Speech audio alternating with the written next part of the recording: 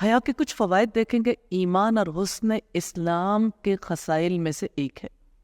اس کی وجہ سے انسان معصیت کے کاموں کو ترک کرتا ہے. اللہ سے شرم کی وجہ سے انسان اطاعت کے کاموں کی طرف رغبت اختیار کرتا ہے اللہ کی محبت کی وجہ سے، اور دنیا اور آخرت کی رسوائی سے بچتا ہے.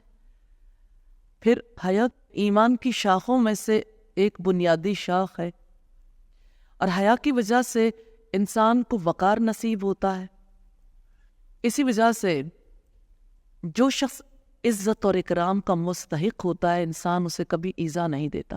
بے حیا انسان ہوتا ہے جو عزت کے مستحق کی بے عزتی کرتا ہے.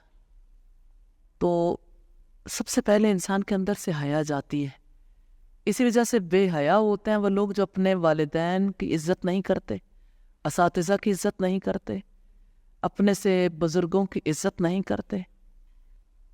اور وہ انسان، اس کی حیا کہاں چلی جاتی ہے جو اپنے ماں باپ کے بارے میں غیروں سے بیٹھ کر بری باتیں سنتے ہیں یا اپنے اساتذہ کے بارے میں سنتے ہیں.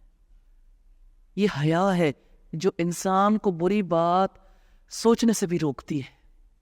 اور حیائی کی وجہ سے انسان اکرام اور عزت کے مستحق کا اکرام کر سکتا ہے. اور حیا کی وجہ سے انسان جرائم نہیں کرتا. اور یہ انبیاء، صحابہ کرام اور تابعین کی صفات میں سے ہے. اور حیا ہی ہے جو اللہ اور لوگوں کا محبوب بنا دیتی ہے. اللہ سے دعا ہے ہمیں حیا والی زندگی نصیب فرمائے اور ہمیں اپنی محبت عطا فرمائے.